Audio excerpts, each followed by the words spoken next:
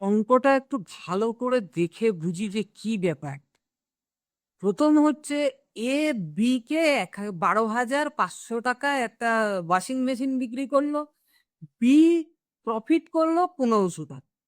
Sales interested GST ১২%।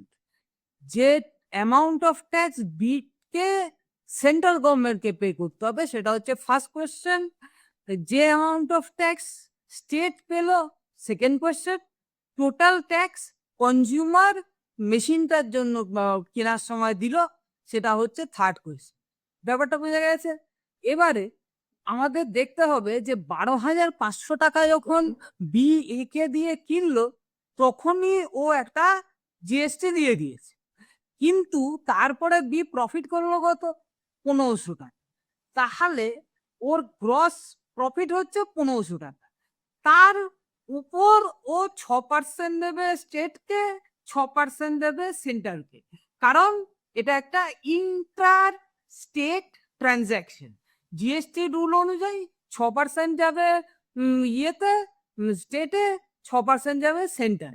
তার মানে ১৫০০ টাকা ৬% হচ্ছে ৯০ টাকা। সেটা গেল ইয়ে স্টেটের কাছে, আর ৬% গেল সেন্টারের কাছে। তো সেন্টারকে বি কত দিল? ৯০ টাকা। এবারে হলো টোটাল কস্টটা কত হলো? ১২,৫০০ টাকা থেকে ১৫০০ আর ১৫০০ টাকা, ১৪,০০০ টাকা। এবারে আমাকে স্টেট কত পাবে? তার ৬%। কারণ টোটাল ট্রানজাকশনের পয়সা কত? ১৪,০০০ টাকা। তাহলে তার ৬% স্টেট পাবে, সেটাই হচ্ছে গিয়ে জিএসটি রেট।